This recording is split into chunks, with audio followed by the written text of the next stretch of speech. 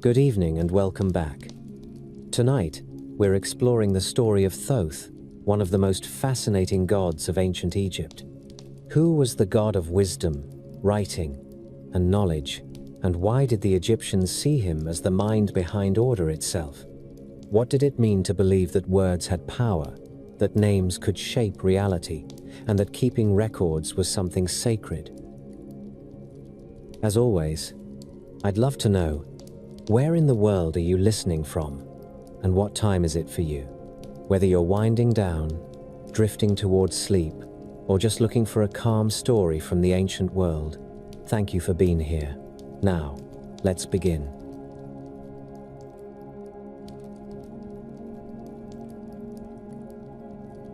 The first morning fought its way in.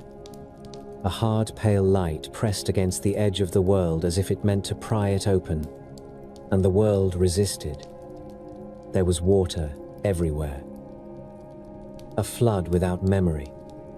A dark surface that swallowed shape and sound and made a mockery of distance.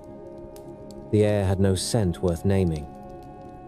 The sky had not chosen a color. Even the idea of a horizon felt like a rumor. And then something happened that was more decisive than thunder. A line appeared. Not a line you could touch. Not a line you could eat, but a boundary, a thought made sharp. A thin figure stood where there had been only wind. He looked like a question with a beak.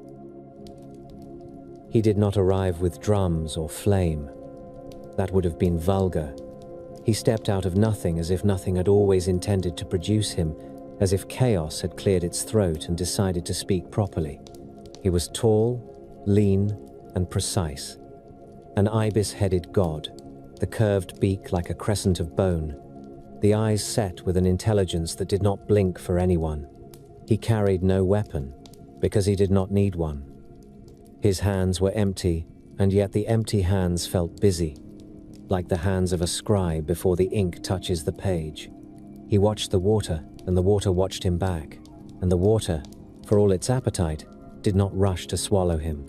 It hesitated. Even the formless can recognize authority when it meets it. He spoke a number. Not a prayer, not a name, not a command, a number.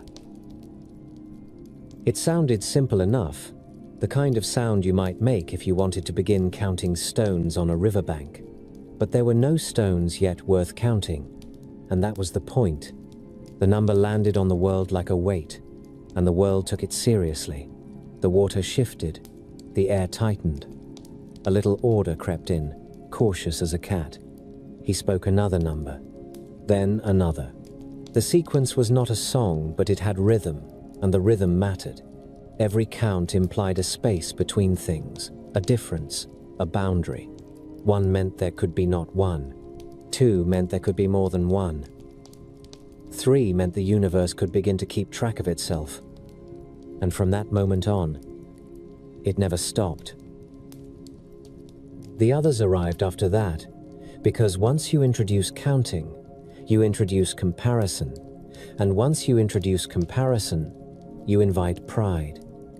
A voice like distant metal spoke from the deep. A sun that had not yet risen in full cleared its throat and considered the idea of being worshipped. Somewhere in the dark, a breath moved that was so old it felt like the origin of breathing itself.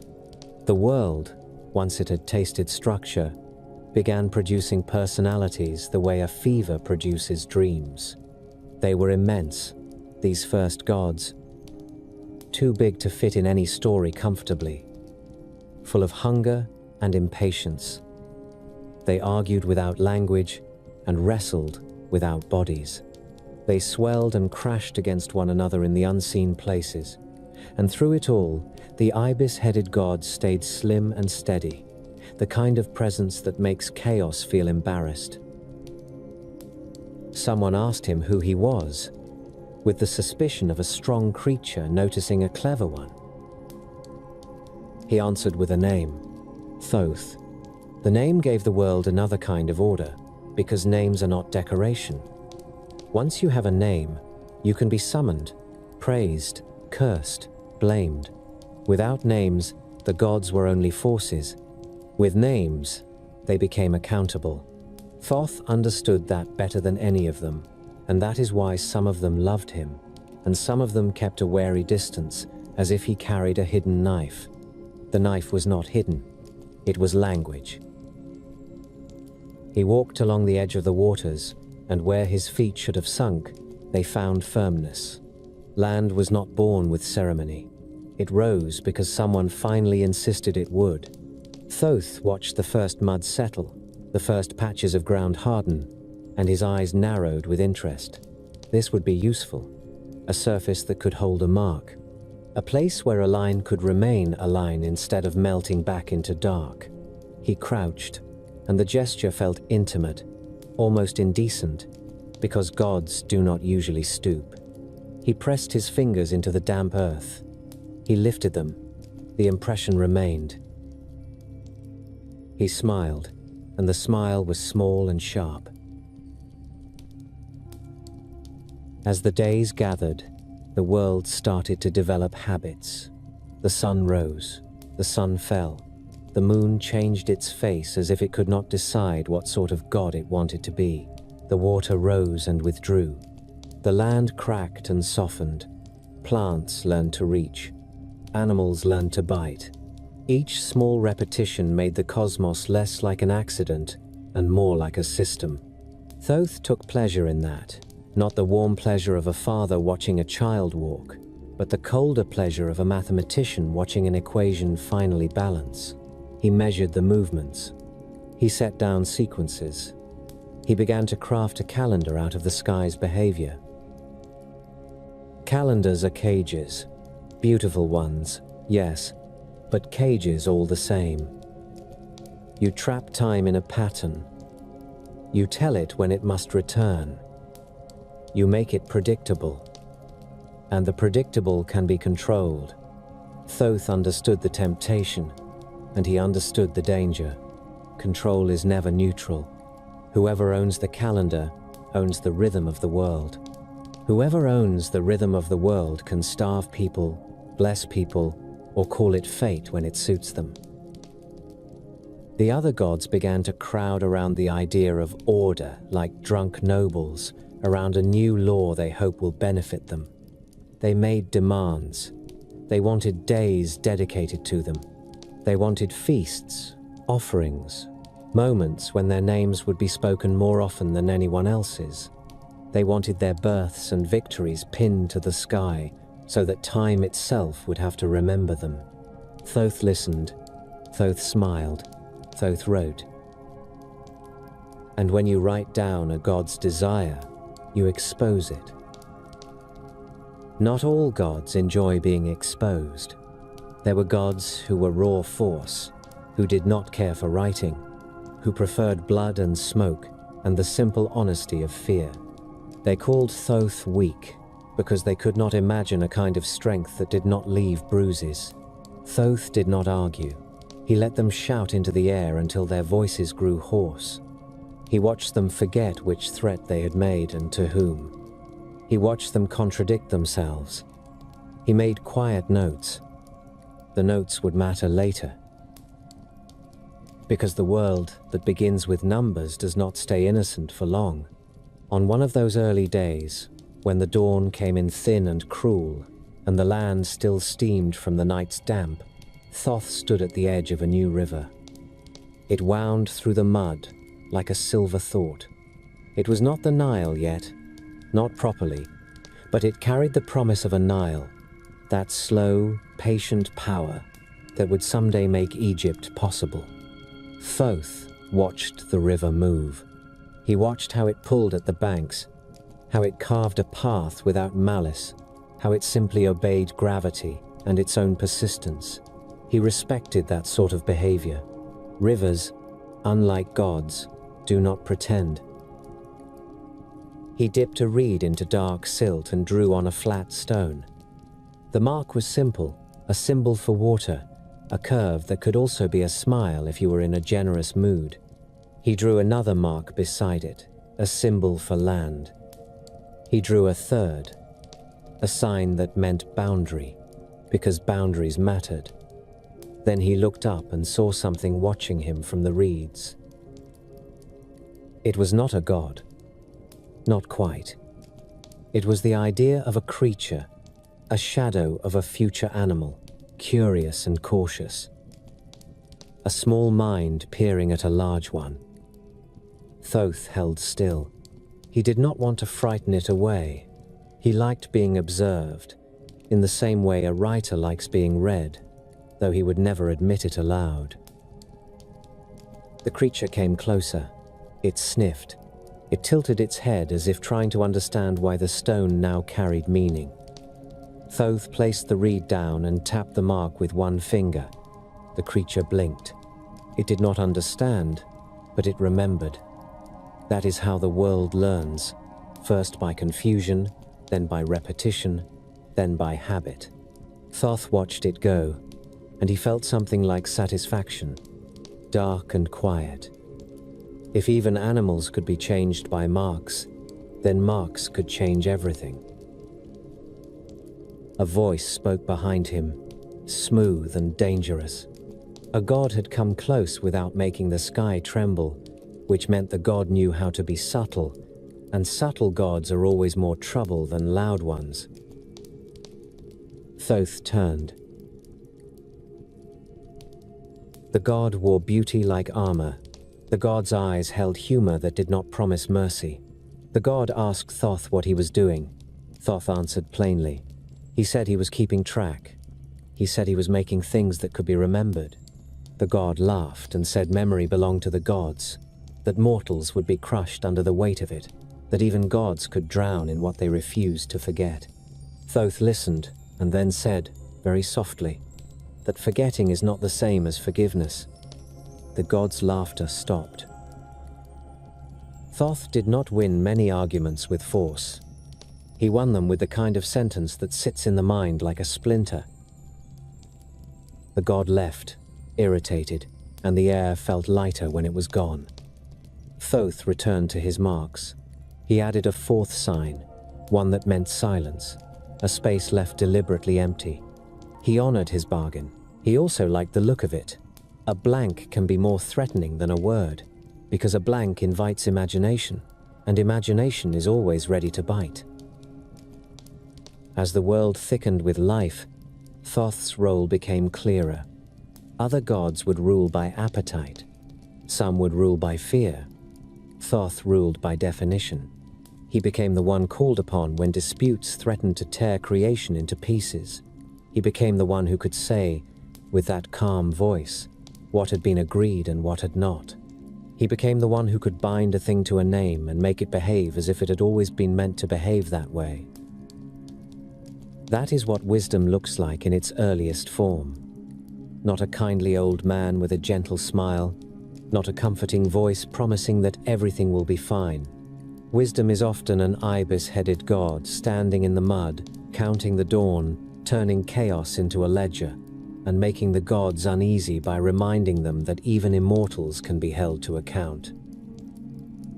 Thoth looked out over the water one last time as the sun climbed higher, more confident now, more arrogant. The day warmed. The world stirred. Somewhere, far off, other gods were already scheming, already fighting, already dreaming up problems that would require someone to write down the consequences. Thoth picked up his reed and tucked it away as if it were a dagger. He did not need to hurry. The universe would keep producing messes. He would keep producing marks. Every answer creates a new hunger. He knew that. He liked that. The calendar snapped shut with a clean sound. 360 days. Neat, countable, easy to command. Ra approved of anything that arrived in a straight line, and the sun god had grown tired of surprises. He had a sky to run and a court to endure, and enemies who never slept. So he spoke a law into existence, and the law settled over the world with the weight of a verdict. Nut, the sky, could not give birth on any day of the year, not on the first, not on the last, not on any of them. 360 locked doors.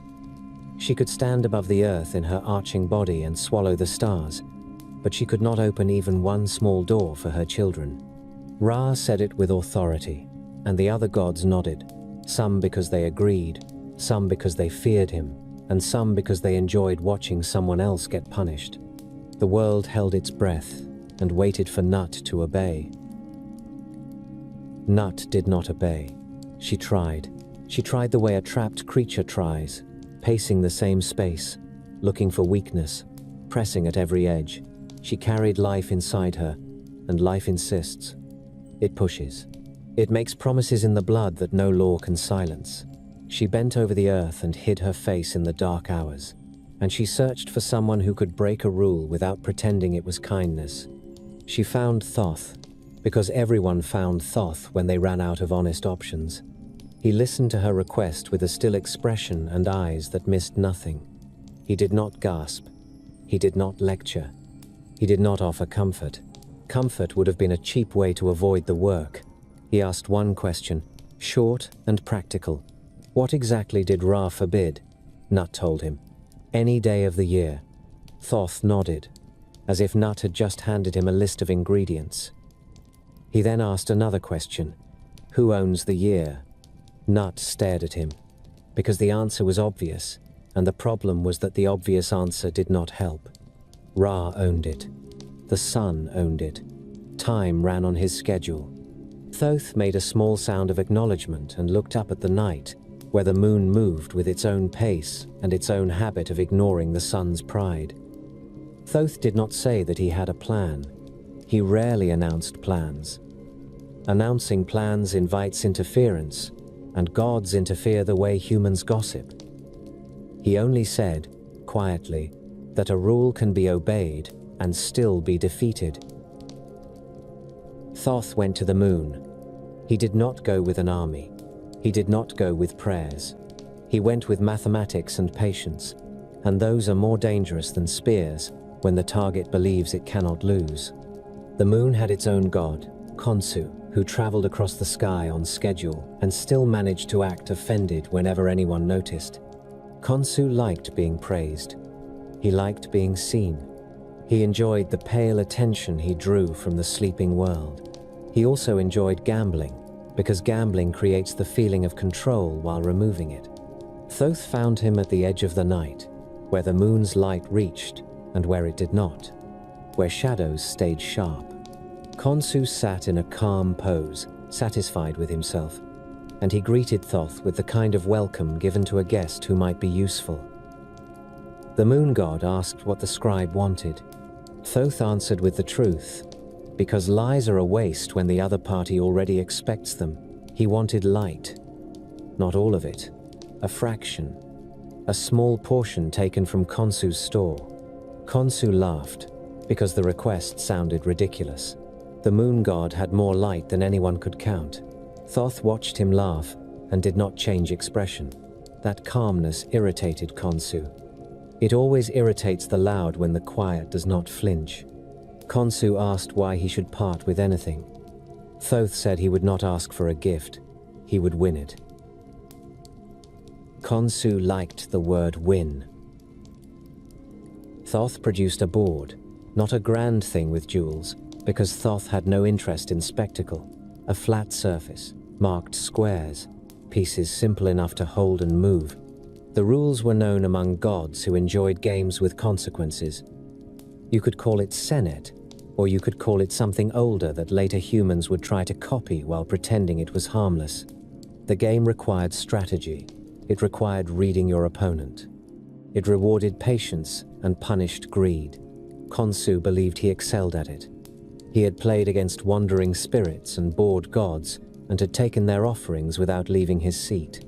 He agreed to play Thoth because he assumed Thoth would be easy prey, a scribe, a record keeper, a god who did not roar or throw lightning.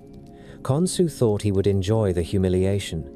Thoth sat opposite him and placed the pieces with hands that did not tremble. He offered the stakes again, a small portion of moonlight each time. Khonsu, pleased by the idea of winning repeatedly, insisted on the stake being set as a fraction of his light. He chose 1/72nd. It sounded small enough to be safe. Thoth accepted at once. The first game began. Khonsu made the first move because he wanted the advantage and he liked starting. He pushed a piece forward with confidence. Thoth watched. He did not react. He made his own move, careful, controlled. Khonsu tried a quick strategy that had beaten impatient opponents before. Thoth answered it without haste. The game narrowed. A piece got trapped. Another got freed. Khonsu smiled when he thought he saw an opening. Thoth closed it. Khonsu grew annoyed. Annoyance is useful. It makes the opponent predictable. Thoth did not need to cheat. He needed only to let Khonsu be himself. They played in silence for stretches, broken only by Khonsu's comments meant to distract, and Thoth's brief replies that gave nothing away. When the first game ended, Thoth had won. Khonsu stared at the board, then at Thoth, then at the sky as if the sky had betrayed him. Thoth held out his hand, and Khonsu, still laughing as if laughter could reverse a loss, gave up the agreed fraction. 1/72nd of the moon's light slipped away from the full store and went into Thoth's keeping. Nothing dramatic happened. The moon did not crack. The night did not go blind. The difference was small. That was the point. Small thefts do not trigger alarms. Khonsu demanded a second game at once. Thoth agreed. He did not gloat. Gloating makes the other party reconsider. Thoth wanted Khonsu eager and careless. The second game ended with Thoth winning again, not by luck, not by sudden miracles, but by steady pressure and better judgment. Another fraction of light changed hands. Khonsu's confidence began to curdle into stubbornness, which is a reliable way to lose repeatedly. He insisted on a third game, then a fourth. The nights passed. The games continued. Sometimes Khonsu won a round and reclaimed a fraction, and he would crow about it, voice loud enough to wake sleeping stones. Thoth would nod, accept the loss, and adjust. He allowed Khonsu to feel clever, because a satisfied opponent takes bigger risks. When Thoth won again, he collected his fraction without comment. Over time, the collection grew. Thoth did not hoard light out of vanity. He measured it. He recorded each fraction. He counted until the numbers formed a result he could use. He knew what he needed, not an ocean of stolen glow, only enough to make time slip. Khonsu finally noticed that something had changed. The moon did not shine with quite the same certainty. The night still had light, but the light felt reduced. Khonsu grew defensive and angry, and he began to accuse Thoth of trickery. Thoth listened to the accusation and then asked Khonsu to name the rule Thoth had broken. Khonsu could not. The game had been agreed upon. The stake had been set by Khonsu himself. The losses had occurred openly. Thoth had simply kept count, and count is difficult to argue with. Khonsu raged anyway. Gods rage when they cannot win with facts.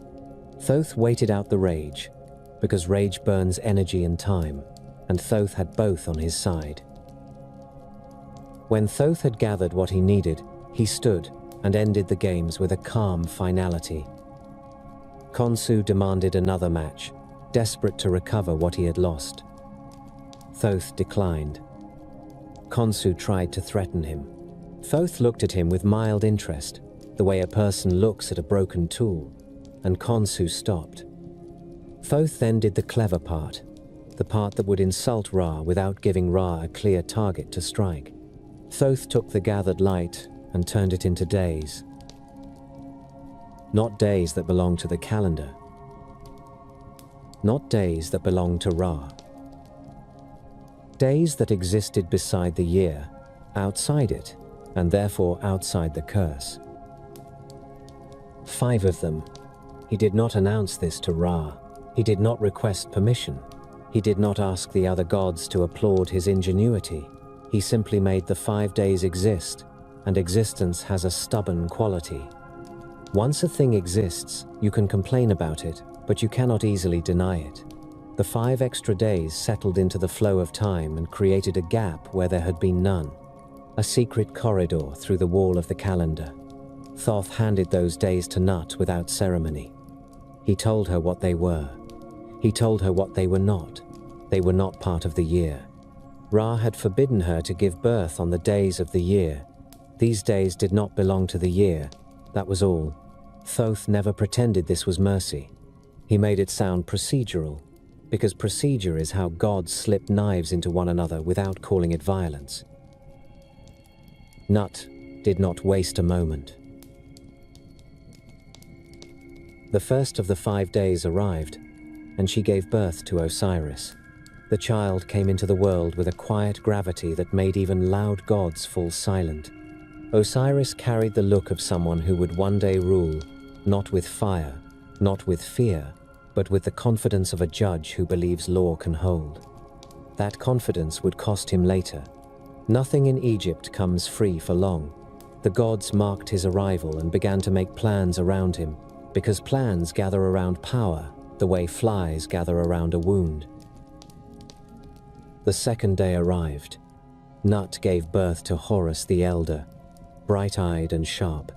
Not the Horus who would later fight, set over a throne, not the grieving son who would carry anger in his bones, but an older presence, a god already shaped for the sky, already linked to kingship and watchfulness. His birth tasted of ambition. The other gods looked at him and began calculating what his existence would mean. Thoth watched, and his face did not change. He recorded it. A god born is a problem born, because the universe does not add power without creating conflict to match it. The third day arrived. Nut gave birth to Set. Set did not enter gently. He arrived with force and appetite, a god who would not be contained by polite borders. His existence challenged the idea that order could win forever.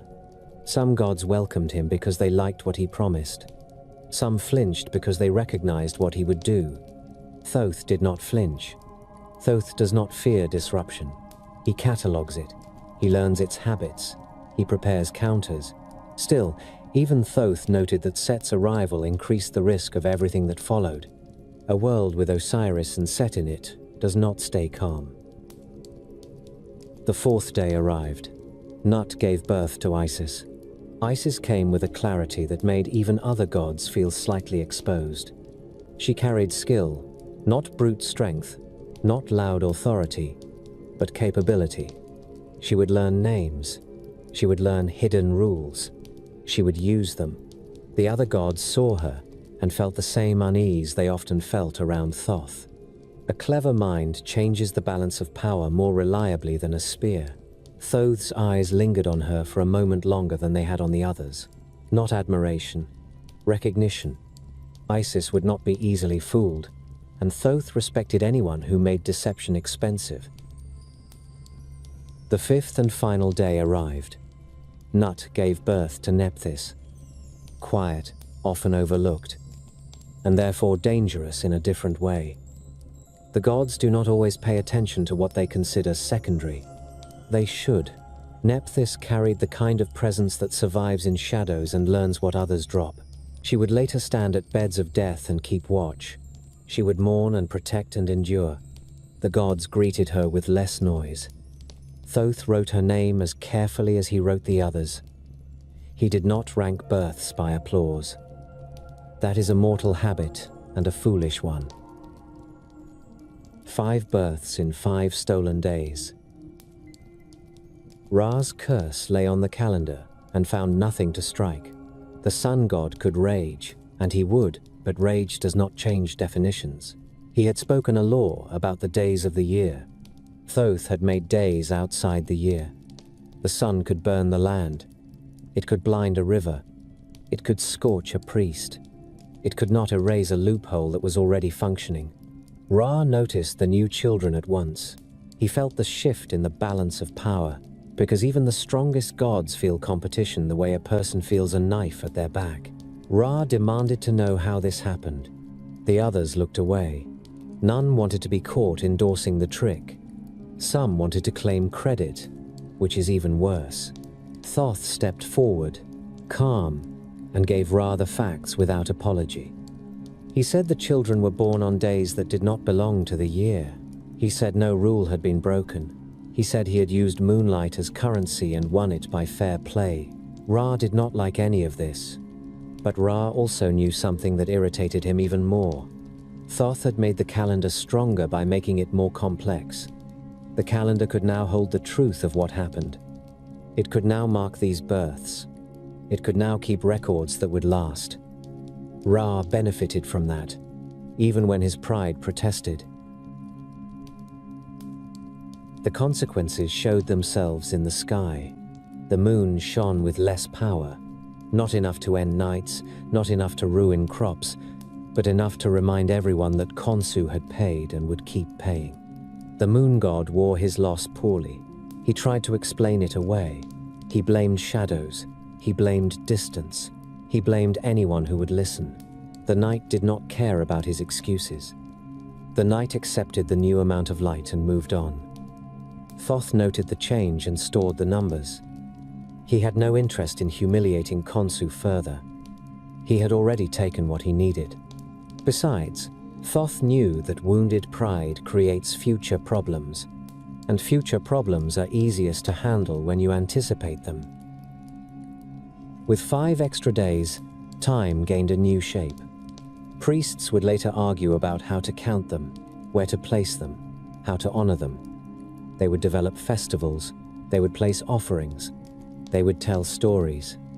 Some would flatter Ra by pretending he allowed it. Some would flatter Thoth by admitting he outsmarted the sun. The truth stayed fixed. Thoth had adjusted the structure of time with a wager and a steady hand. He had taken a private game and turned it into public reality. He had changed the future by shifting a number. He also set a pattern that would haunt gods and mortals alike. A clever rule can be beaten by an even cleverer interpretation. Laws do not end conflict.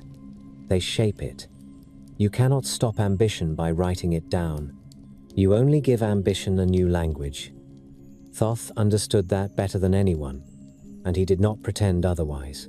He watched the 5 children grow into their natures, watched alliances form and fracture around them, watched Set's appetite scrape against Osiris's order, watched Isis begin to collect knowledge with a focus that would one day frighten even Ra.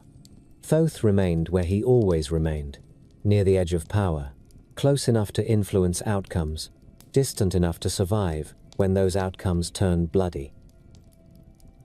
He returned to his records after the births and wrote what happened in clean strokes. He recorded the wager, the fractions, the total light collected, the creation of 5 days that did not belong to the year, and the births that followed in order. He wrote the names carefully. Osiris, Horus the Elder, Set, Isis, Nephthys. Names are obligations. He made them permanent. Then he left space beside the words, blank space that belonged to silence, because every story ends somewhere, and every clever act leaves a residue that the future will scrape at with dirty hands. The hall where the gods argued did not need walls to keep sound inside. Sound stayed because pride kept it there. The floor held smooth stone and polished mud in alternating bands because even divine places needed grip, and too many feet had slid in anger. The air smelled of resin, smoke, and warm animal fat from lamps that never fully died. Offerings sat in rows near the entrances. Baskets of bread, bowls of beer, cuts of meat, fruit that bruised and darkened before anyone touched it, and jars sealed with wax, stamped by hands that wanted the stamp to matter. Voices rose. Some were thunder, and some were whispers sharpened into weapons. The gods argued over boundaries, over what belonged to whom, over which river bend counted as a gift and which counted as theft, over whether a promise spoken in anger still bound the speaker once the anger cooled. They argued over who deserved the first hymn at dawn and who deserved the last hymn at dusk. They argued over humans most of all. those small creatures who multiplied and preyed and kept getting in the way. They demanded tribute, they demanded obedience, they demanded that the world make sense and also flatter them for making it. Thoth sat near the center on a low seat that did not elevate him, because he did not need height to be noticed. He held a smooth pallet on his knees and a reed in his hand. His gaze moved constantly, taking in every face and every twitch at the corner of a mouth. He did not threaten anyone. He did not plead. He did not shout to be heard. He wrote. The sound of the reed against a prepared surface stayed soft, but it continued without interruption, and that persistence did something to the room. It reminded the loud that someone remembered. It reminded the clever that someone kept receipts. A god could roar and call it justice, but Thoth could write down the exact words, the exact claim, the exact denial, and he could place one line beside another and make contradiction visible. He did not correct anyone in the moment. He did not offer the comfort of immediate judgment. He collected statements in the order they were spoken. He recorded who swore and who hesitated. He recorded who pointed a finger first, because the first finger often belonged to the guilty. When a god tried to speak over another, Thoth noted the interruption too. That detail mattered later, when the interrupted one insisted they had been silenced, and the interrupter insisted they had simply moved the discussion forward. The court had rules, even when the gods pretended it did not. Someone had to announce the disputes. Someone had to decide who spoke first. Someone had to mark the end of an argument so the room could breathe again.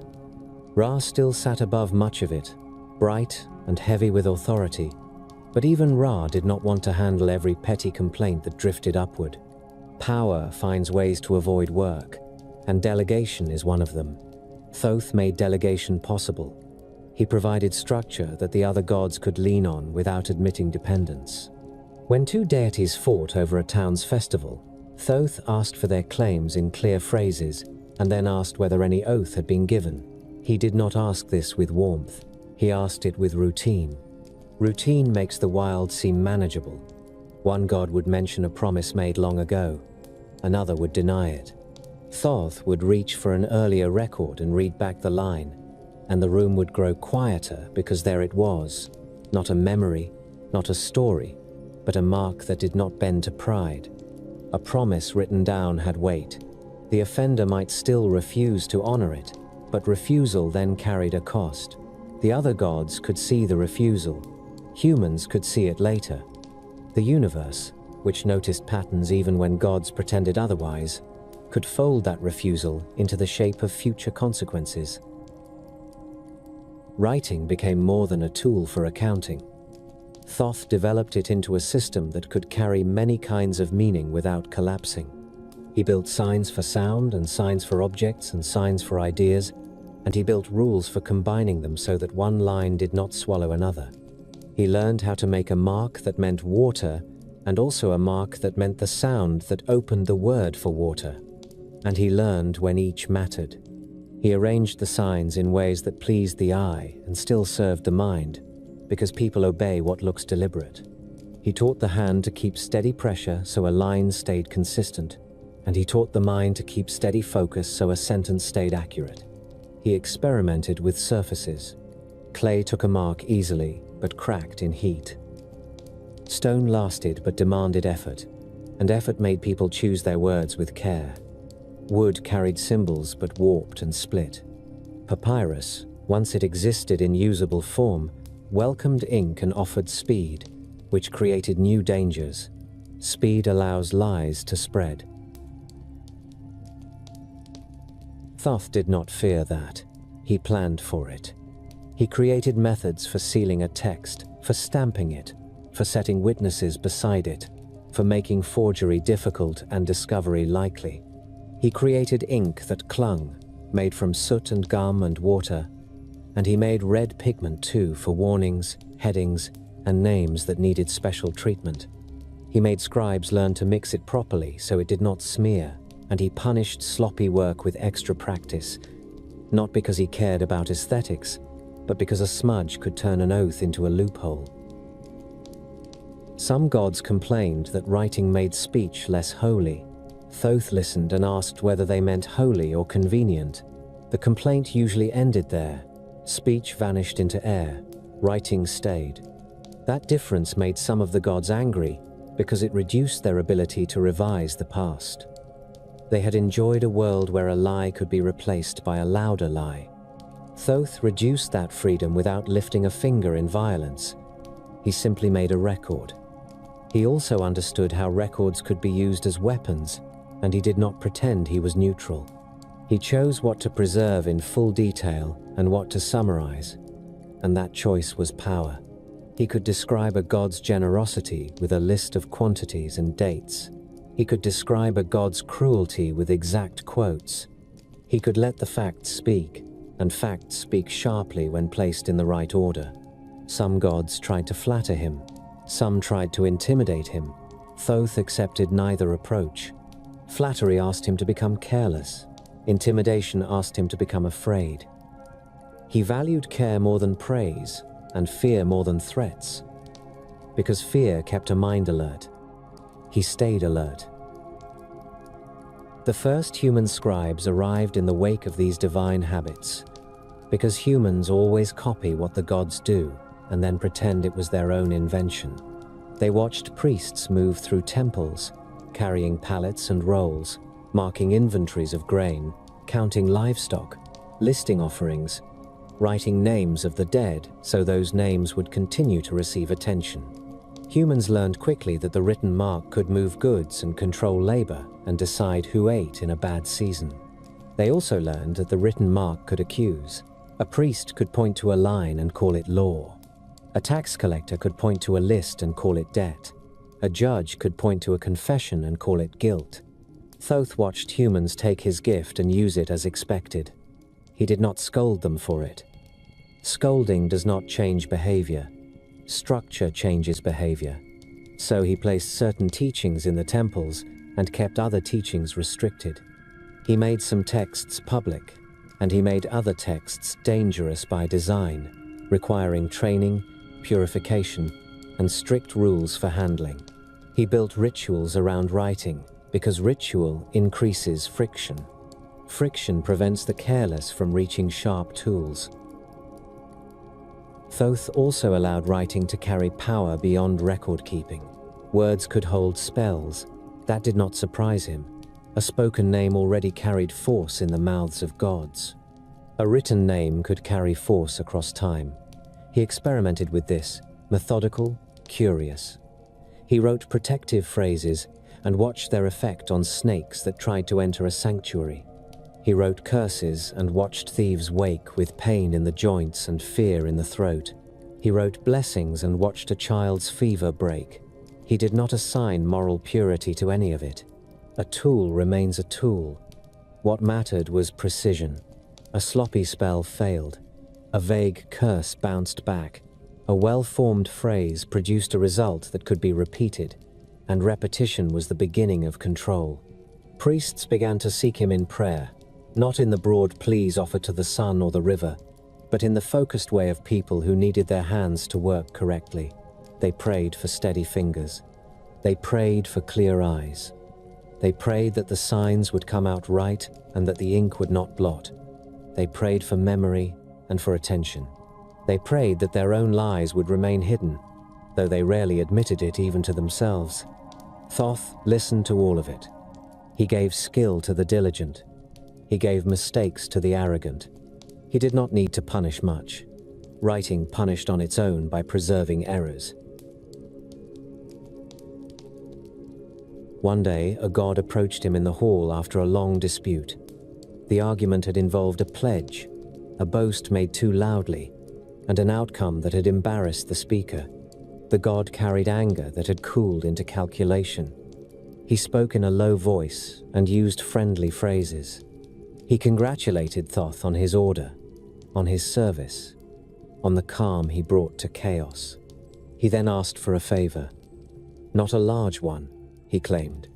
A small correction, a line on a tablet, a sentence on a roll. The god said the record contained words spoken in a moment of heat, and that those words did not represent the god's true intent. He said the record would cause trouble in the future, and trouble helped no one, so it would be better to remove it now. He offered Thoth a gift in exchange, an offering of silver, a promise of support, a vow to praise Thoth's wisdom publicly. The god expected negotiation. The god expected Thoth to look tempted, because temptation makes the other party feel powerful. Thoth asked to see the record. The god hesitated, then produced the tablet. Thoth read the line. He read it slowly, not because he struggled, but because slowness forces the other party to hear their own words again. The line held an oath. The oath held a condition. The condition held a consequence. It was written clearly. There was no room for misunderstanding. Thoth looked up and asked whether the god had spoken these words. The god said yes, but insisted again on the heat of the moment. Thoth asked whether the god had known other gods were present. The god said yes, and began to sound annoyed. Thoth asked whether the god had understood that words spoken in court carried weight. The god said yes, and tried to laugh. Thoth asked one more question. He asked whether the god wanted the world to believe that an oath meant nothing. The god did not answer at once. Thoth placed the tablet down. He did not raise his voice. He did not insult the god. He did not threaten to expose the request. He simply stated a fact. If he removed the line, the record would become unreliable. If the record became unreliable, the court would lose its ability to hold disputes without violence. If the court lost that ability, the stronger would always win by force, and the weaker gods would suffer first. The god who requested the erasure might enjoy that for a time, but eventually someone stronger would apply the same logic to them. Thoth then added another fact, colder, more personal. If he erased one line for one god, the next request would arrive within days, and then another, and then the record would turn into a pile of self-serving revisions. Thoth did not intend to spend eternity babysitting lies. The god's friendly tone hardened. The god reminded Thoth that gods did not need scribes. The god said that Thoth's position existed only because the higher gods allowed it. The god said that the reed in Thoth's hand could be snapped. Thoth looked at the god's hand, then at the god's mouth. He then said something that landed with more force than an insult. He said that the reed was replaceable. The marks were not. The oath existed. The witnesses existed. The consequence existed. If Thoth died, someone else would still find the tablet. Someone else would still read the line. Someone else would still know what the god had promised and what the god now tried to discard. Thoth added that killing him would not remove the record. It would only prove that the god feared it. The god did not like that. The god did not have a clean answer. The god left the hall with a stiff posture and a plan to retaliate later, because gods do not forget a refusal. Thoth watched the god go and return to his work. He made a note about the request in a private record, not the public court record. He did not do this out of spite. He did it because a god who asks for erasure once will ask again, and the second attempt might use different methods. Thoth preferred preparation over surprise. This is how writing changed the divine world. It did not make the gods kinder. It made them accountable in ways they could not easily escape. It also made them more creative in their cruelty. A god who could not erase a line could still twist interpretation. A god could argue about meaning. A god could argue about scope. A god could argue about whether a sign meant one thing or another. Thoth countered these tricks by refining the system. He introduced determinatives to clarify meaning.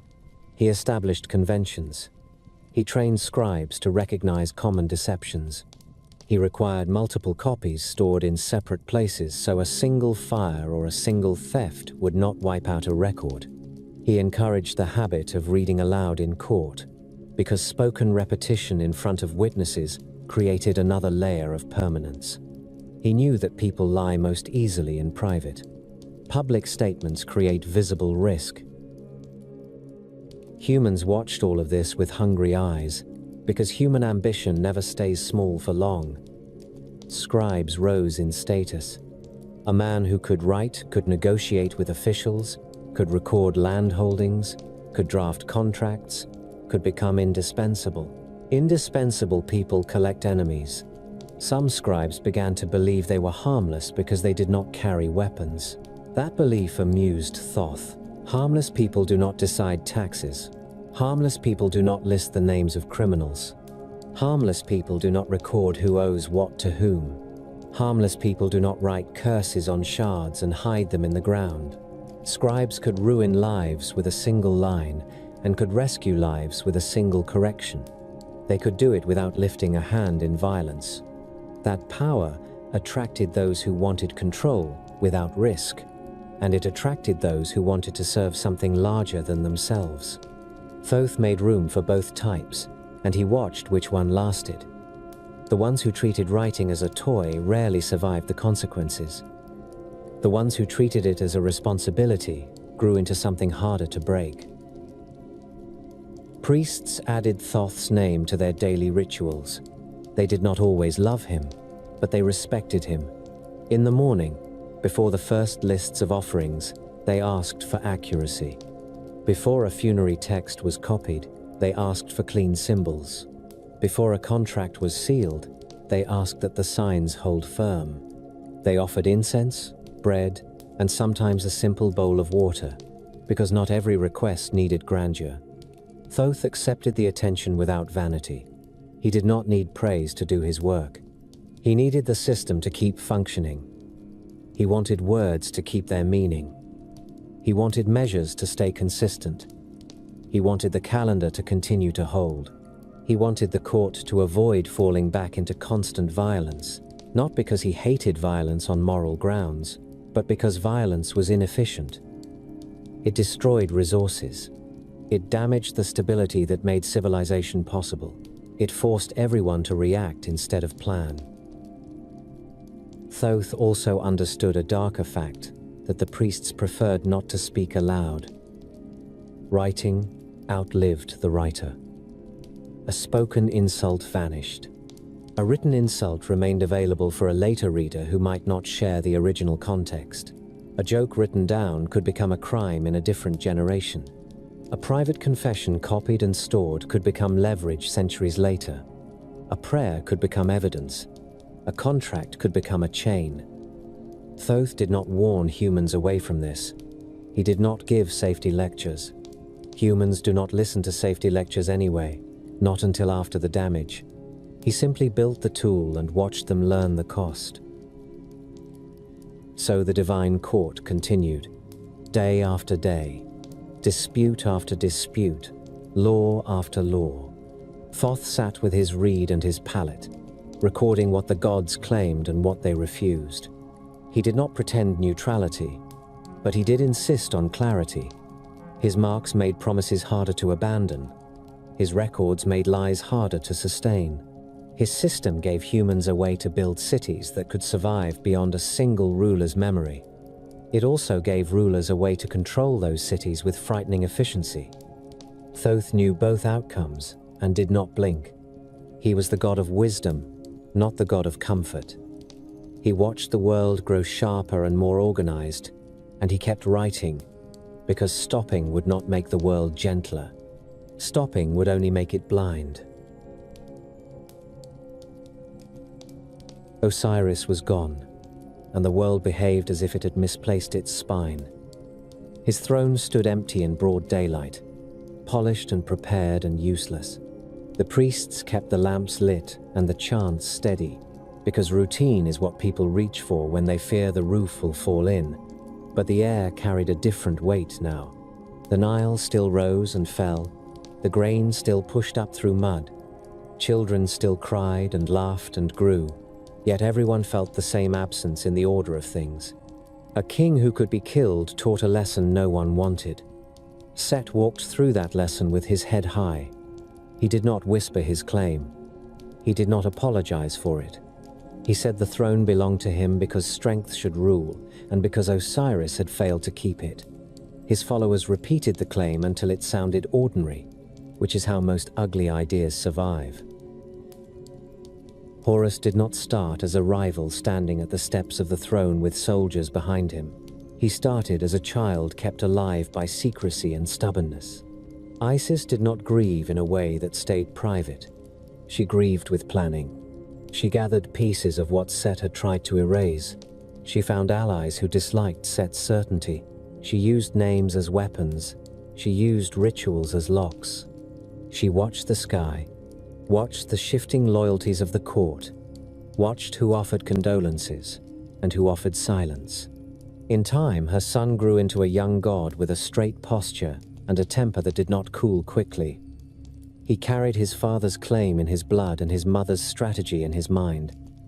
He did not smile much. He learned patience because impatience would have gotten him killed. When he finally stepped forward to declare himself, he did it without softness. He said the throne belonged to him because Osiris had been king, and because a murdered king does not lose his right by being murdered. He said Set could not claim victory and call it law. The court heard it, and the court did what courts always do when power is at stake. It delayed. The gods assembled to judge the case, and they arrived wearing their best reasons. Some came because they believed in order. Some came because they enjoyed conflict. Some came because they wanted to be seen choosing a side early so they could claim credit later. The hall filled with heat from lamps, and the sour edge of incense burned too long. Ra sat higher than the rest, bright with irritation, because this dispute interfered with his preferred schedule. Geb, the earth, held the steadier authority of someone who had seen every argument play out on his own skin. The other gods gathered and shifted and exchanged looks that carried small bargains. Hathor watched faces and measured fear. Neith, wise and distant, did not rush to speak. Even the minor gods pressed close, because a throne fight always ends by changing the balance everywhere.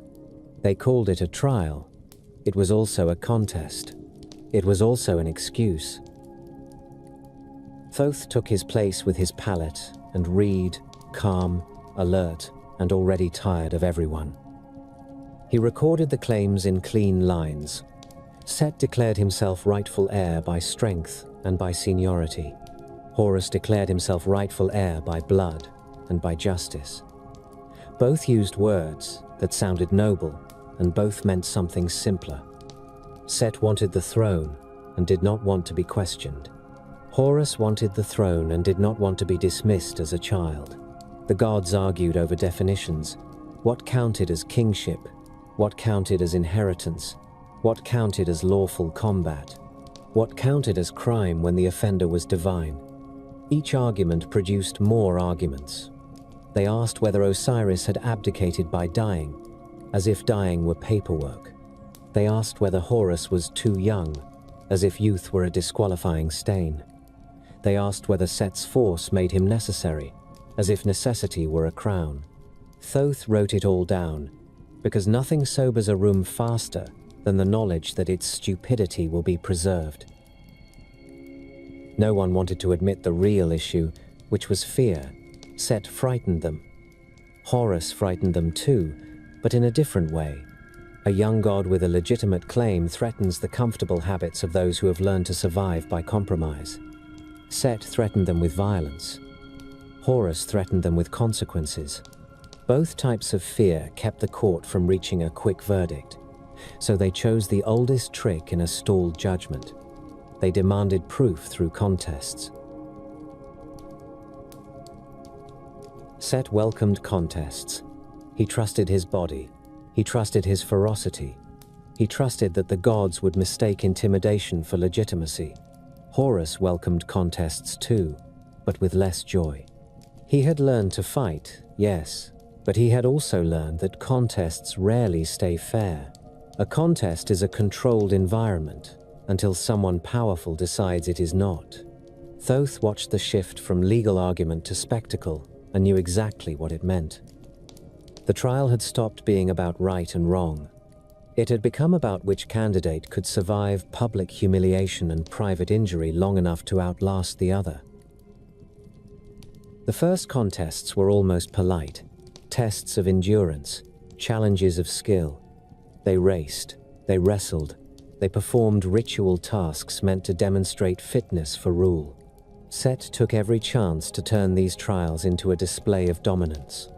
Horus took every chance to show that he could remain standing even when provoked. The gods watched and pretended they were impartial. They were not. Every cheering voice picked a side. Every silence picked a side. Every god who called for another contest instead of a verdict picked a side. Thoth kept recording, and his record became the only stable surface in a hall full of shifting loyalties. Then the contests turned ugly, because Set did not like slow victories. He wanted a moment where Horus broke in front of everyone. He wanted the court to see Horus as weak, as unfit, as easily damaged. Horus wanted Set exposed as a murderer who treated law as a joke. Neither outcome arrived cleanly. The gods permitted escalating cruelty because it entertained them, and because it spared them from making a decision. Thoth did not entertain himself. He watched for the moment the dispute would spill beyond repair. One day, Set proposed a boat race. It sounded simple. 2 boats, a clear course, a winner. Ra approved because it sounded decisive, and because Ra liked anything that looked organized from a distance. Horus agreed because refusing would look like fear, and fear is what Set sold. Set arrived with a boat that could smash reeds and cut water with brute force. Horus arrived with a boat built to move fast and hold its line. The race began. The crowd shouted. The water churned. Set cheated early and openly, ramming, blocking, attempting to capsize. Horus held his course and moved forward anyway. When Set realized he could not win cleanly, he tried to win by destroying the race itself. The boats collided. Wood split. A divine contest became a brawl on water. The gods cheered as if they were watching a festival performance. Thoth wrote down who interfered, who laughed, who called for restraint, and who called for more. Set proposed another contest after that, and another, each one aimed less at judgment and more at injury. He challenged Horus in ways that forced Horus to answer or look unworthy. He demanded strength tests where success depended on tolerating pain. He demanded fights where the goal was not victory, but damage that stayed visible. Horus fought back because he had no choice, and because he carried anger that needed somewhere to go. He struck Set hard enough to make Set bleed, and Set took the blood as proof that Horus could be drawn into the same violence Set enjoyed. Horus watched Set smile through pain and realized Set considered pain a kind of currency. The gods did not stop the contests. They told themselves they were letting the rightful king prove himself. They told themselves they were testing Set's claim. They told themselves many things. They were also avoiding responsibility. Thoth knew it. He wrote that down too, though not in those exact words. He wrote the details that would make that avoidance obvious to anyone reading later. The number of times the council postponed a decision. The number of new contests demanded after a clear outcome. The number of times the same gods spoke about order while encouraging disorder. At one point, the dispute turned personal in a way that left the court tense and quiet. Set tried to humiliate Horus with a kind of aggression meant to destroy Horus's claim by shame rather than by force. Set understood that kingship rested not only on blood and law, but also on perception. He wanted Horus marked as unfit in the minds of the gods. Horus resisted and retaliated, and the matter did not end cleanly. It became another argument layered onto the main one. Another stain each side tried to smear across the other. The gods reacted with the fascination of people watching cruelty from a safe distance. They debated what it meant, what it proved, how it should be interpreted, and how it could be used as leverage. Thoth handled the evidence, handled the claims, handled the lies. He did not blush. He did not sermonize. He recorded. He also understood that humiliation, once introduced, never stays contained. It leaks into future violence. Isis, watching all this, made her own moves. She did not stand quietly while men and gods tore the world apart. She intervened when she saw a chance to end. Set without waiting for the court to find its spine. In one confrontation, she struck Set with direct force, and for a moment it looked as if the entire trial would end with one decisive act of vengeance. Horus reacted with fury, not because he loved Set, but because he saw his mother risking everything, and because he feared the court would use her intervention to discredit him. He shouted. He threatened. He acted like a young god trapped between personal loyalty and public necessity. The gods watched that too. Thoth watched it and recognized the pattern. The trial was teaching Horus how to be a king by teaching him how to sacrifice comfort, including the comfort of simple gratitude. As the contests continued, they began to break parts of Horus that should not have been breakable. That is what prolonged conflict does. It finds weak points through repetition. It takes what is strong and wears it down. Set, relentless, finally struck Horus in a way that changed everything. He attacked Horus's eye. The eye was not just a body part. It was a symbol of Horus's authority and Horus's perception. It represented his ability to watch, to judge, to protect. Set knew that. He tore at it with intent. The fight that followed was brutal and unrestrained, and the court did not stop it quickly because the gods wanted to see which one would fall first.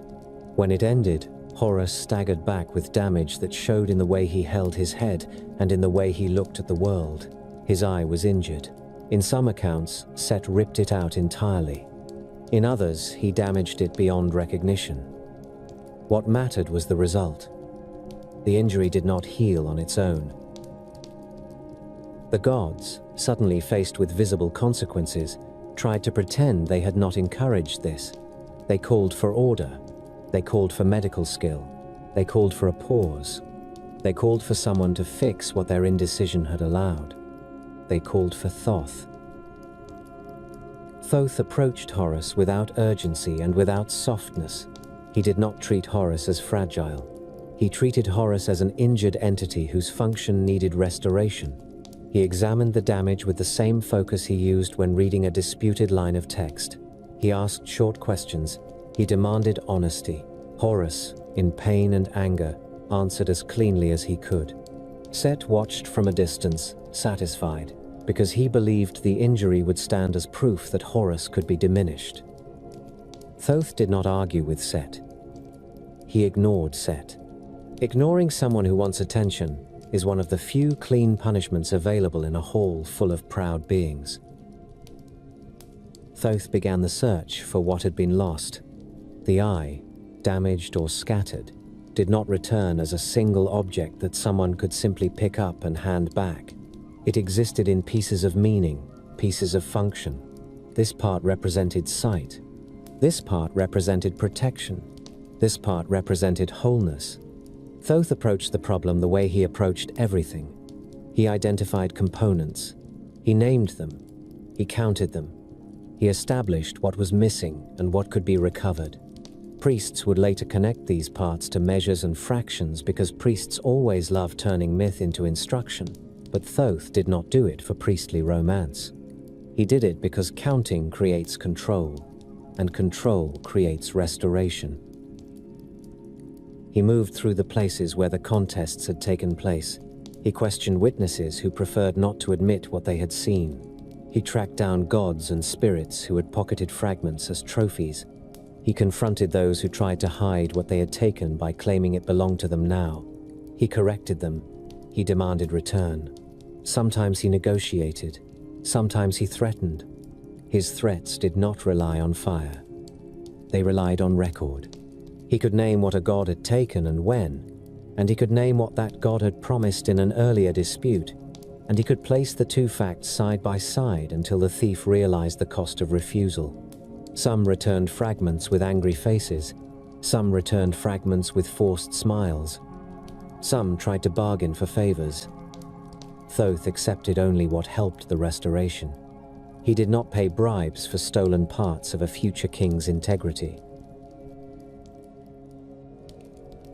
When he had gathered enough, he began reconstruction. He used spells that were less about poetic language and more about function. He used names spoken with precision. He used ritual actions that aimed at binding pieces back into a coherent whole. He used his own authority as the one who had measured time and fixed calendars, because if you can alter the structure of days, you can also alter the structure of an injury. He applied his skill to Horus with the same cold care a skilled surgeon uses. The eye began to return to its proper role. Horus's sight sharpened. The pain retreated to a dull memory. The damage remained part of the story, because stories do not erase harm, but the function returned. Set watched this with new irritation. He had aimed to cripple Horus. Thoth had refused to let the crippling stand. Horus, restored enough to stand with confidence again, did not thank Thoth with tears or public declarations. He offered respect in the only way that mattered in that court. He listened when Thoth spoke. He tempered his impulses when Thoth advised restraint.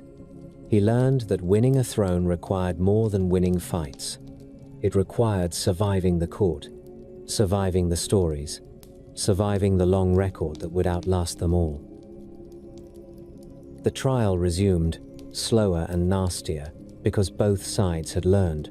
Set learned that simple violence would not end the case. Horus learned that the gods would not deliver justice simply because it was deserved. The council dragged the dispute out until even immortals began to look bored, which is a particular kind of insult. Ra grew impatient and tried to force a conclusion. Then he hesitated, because Ra did not like choosing a side that might later make him look foolish. The older gods weighed tradition against fear. The younger gods weighed ambition against survival. Thoth watched the slow movement of opinion and understood that verdicts rarely arrive as sudden thunder. They arrive as exhaustion and calculation.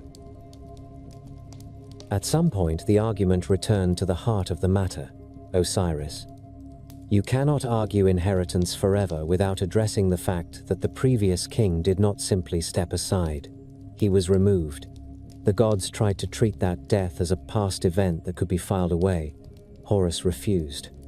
He brought Osiris's absence into the room again and again until the council had to acknowledge it. Set tried to reframe the murder as a necessary conflict, a victory, a reshaping of power. Horus called it what it was, a crime done for personal gain. The gods reacted with discomfort because admitting crime among gods threatened their belief that they stood above law. Thoth did not share that belief. He had written too many oaths to pretend they meant nothing. The council sought outside advice when it could not decide. They sent messages to a goddess known for clear judgment, asking whether kingship belonged to the son or the brother. They demanded formal statements, sealed and delivered, because formal statements allow a court to blame someone else. Thoth carried those messages and returned with responses that did not offer easy exits. The advice favored Horus. The court still hesitated, because the court feared Set's reaction. Set reacted anyway, with rage, with threats, with more challenges. He tried to force a result by making himself too dangerous to ignore. He demanded one final series of tests. He demanded public declarations. He demanded that the gods state clearly whether they considered him unfit. He wanted the court to fear him into agreement. Horus met him with controlled force. He did not retreat. He did not beg. He grew into the posture of kingship through stubborn repetition, showing the gods he would not vanish simply because they wished the problem away. Thoth worked through all of it as the only figure who remained functional while everyone else drowned in pride. He kept the record. He kept the calendar of events. He kept track of who voted and who changed their vote and who tried to pretend they had never spoken. He corrected misstatements. He clarified disputed terms. He spoke when the court veered toward total collapse. He did not do this out of kindness. He did it because without a verdict, the conflict would spill into the land forever, and without a verdict, the sun's schedule would suffer, the offerings would falter, the human world would shake. The gods could afford chaos for a while. Humans could not. Thoth knew that the stability of the human world fed the gods in the form of devotion and ritual. A long divine feud made temples uncertain and made prayers confused. Confused prayer did not flatter the gods. Even selfish gods understood that. The verdict finally arrived in fragments before it arrived in full. More gods spoke openly in Horus's favor. More gods began to treat Set's claim as a problem rather than an option. More gods remembered Osiris's kingship with nostalgia, and nostalgia influences judgment more than anyone likes to admit. Set's supporters grew quieter. Set himself did not become humble. He became dangerous in a sharper way, because losing without acceptance creates desperate acts. The court prepared for another violent outburst. Thoth forced the moment of conclusion with the only tool that worked in that room. He made the decision official by writing it as law. He gathered the final statements. He recorded the council's determination that Horus would be king. He recorded the reasons given, the lineage, the legitimacy, the restoration of order. He recorded Set's objections and the fact that those objections did not change the outcome. He inscribed the verdict in a form that could be repeated in temples and cited in disputes. He made it part of the structure of governance. A spoken verdict could be challenged. A written verdict could be copied, distributed, preserved. It could be taught. It could become reality through repetition. Set did not accept the decision with grace. Set never accepted anything with grace. He protested. He threatened. He promised revenge. He demanded compensation. The court offered him roles, territories, privileges, anything that might keep him from tearing everything apart. Thoth recorded those concessions too, because concessions become traps when forgotten. Horus took the throne not as a boy who had won a fight, but as a king who had survived a trial designed to break him. His eye, restored, became a sign used in offerings and protection, and the memory of its damage remained a warning. The gods had nearly ruined their own order because they enjoyed delay and conflict. Thoth's record ensured that no one could pretend it had been clean. The hall emptied slowly. The lamps burned lower. The offerings sat uneaten until priests carried them away, because even gods lose appetite after long arguments. Thoth stayed a moment longer, looking at the marks he had made. He did not smile. He did not sigh. He simply checked the final lines for accuracy, because accuracy was the only form of mercy he consistently offered. Then he sealed the record and stored it where theft would be difficult. A verdict is only useful if it survives. A dead person arrives without ceremony. No trumpet, no welcoming committee. Breath stops, the body cools, and whatever remains of the self steps forward into a passage that does not care about status, strength, or excuses. The first thing the dead notice is that the dark has rules. Torches burn with a steady flame that does not flicker in drafts, because there is no wind here that belongs to weather. The floor stays firm underfoot, and it does not forgive hesitation. The air carries the scent of resin and old incense, and underneath that, something sharper, the smell of fear that has been breathed out by countless mouths and never fully cleared. The dead walk because standing still changes nothing. Ahead, the passage opens into a hall so wide that the voice would echo if anyone dared to shout, and most do not. The place has pillars, carved surfaces, and ordered space, because even beyond death, the Egyptians build as if permanence is a duty. This is the Hall of Two Truths. The name does not reassure anyone. It suggests that one truth is not enough, and it warns that lies will meet more than one kind of judgment. Anubis waits near the center, jackal-headed, precise, and unsentimental.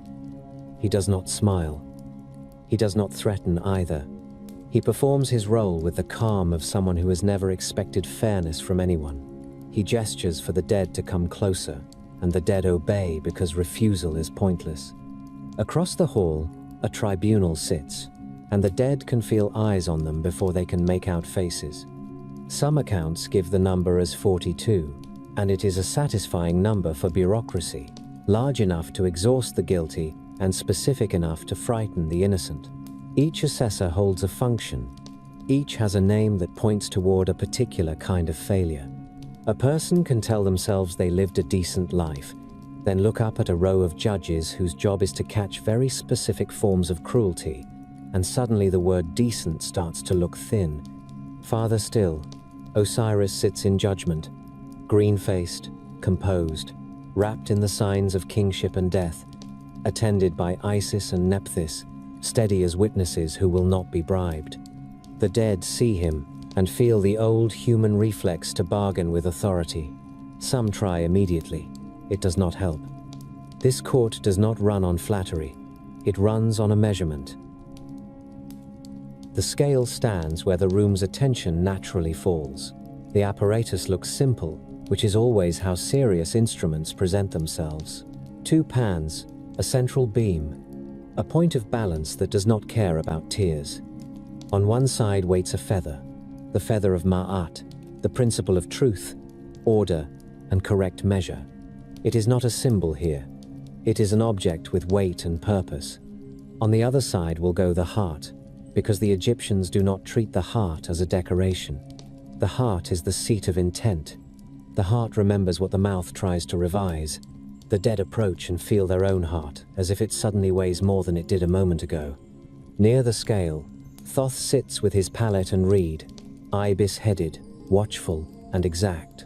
His presence does not promise comfort. His presence promises documentation. He does not argue with Anubis. He does not advise the dead. He simply prepares to record what happens. If a soul passes, the record will say so. If a soul fails, the record will say so. There will be no missing line to hide behind. There will be no smudged mark that allows interpretation.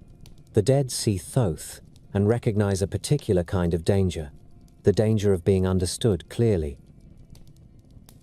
Amut waits too. The devourer does not stand at attention like a guard. Amut waits the way hunger waits, patient because time here does not belong to the living. Part crocodile, part lion, part hippopotamus, built from creatures that do not negotiate. Amut does not need to speak. Amut is the consequence that requires no moral speech. The dead look at Amut and try to convince themselves that they will not feed that mouth. Some are right, many are not. The dead turn back to the assessors and do what the ritual demands. They speak their declarations, not a confession of what they did, but a denial. A list of crimes they insist they did not commit. The words come out in a formal rhythm. I did not steal. I did not kill unjustly. I did not cheat in the marketplace. I did not abuse power. I did not cause hunger. I did not lie in court. The list continues, and the dead person tries to hold the statement steady, because a wavering voice can sound like guilt, even when guilt is absent. Each denial is directed to an assessor whose job is to care about that particular sin. The process forces specificity. General goodness does not impress this court. Only details do. The dead, whether they were farmers or scribes or soldiers or priests, all learn the same lesson. A life contains more choices than the living admit.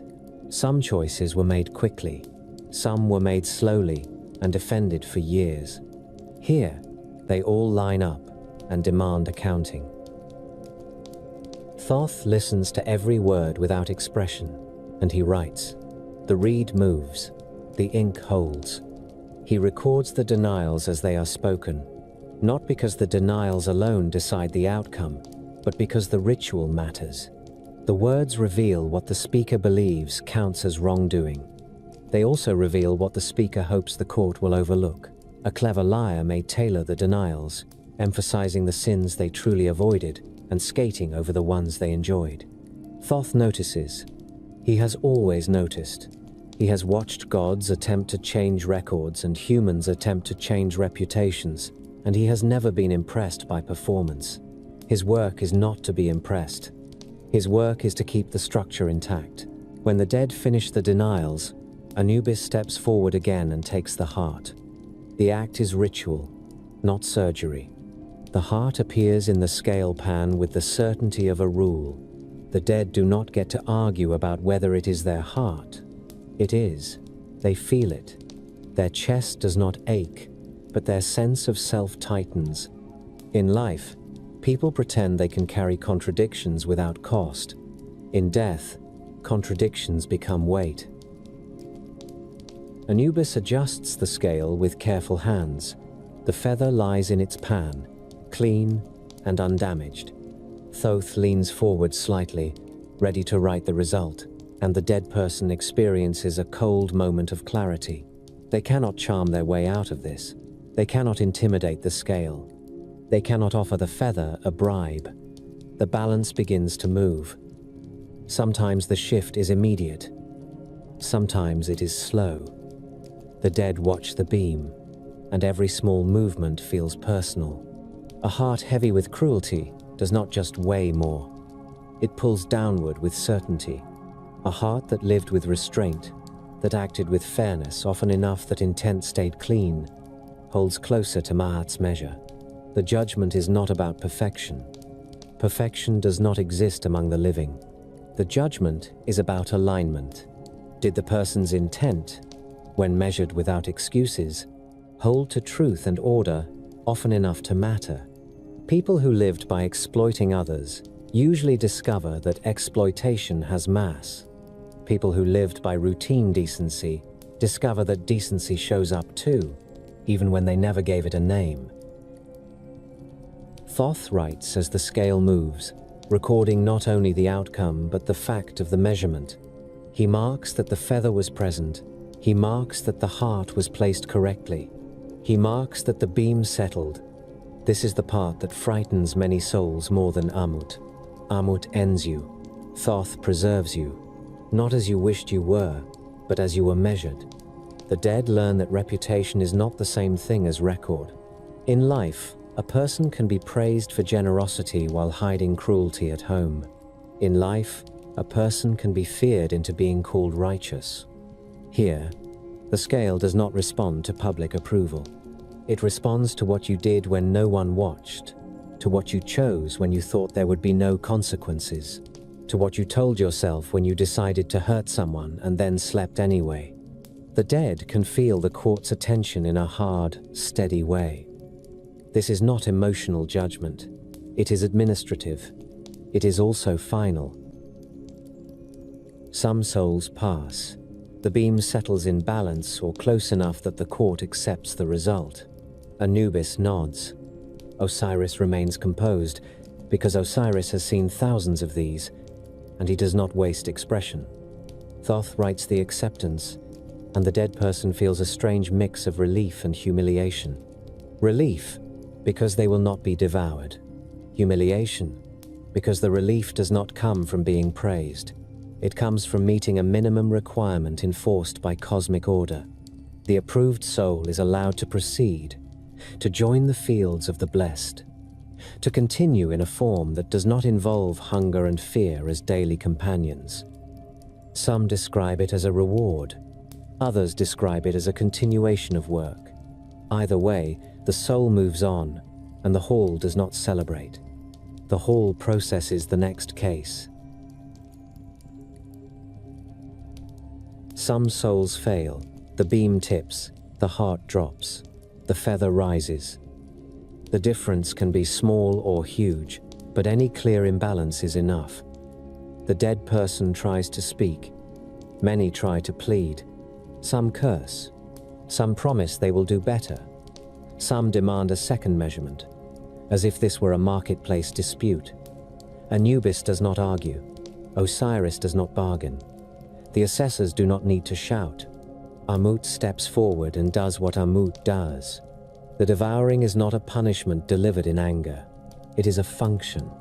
A heart that cannot align with Maat does not move forward into a structured afterlife. It ends. The soul is not tortured forever.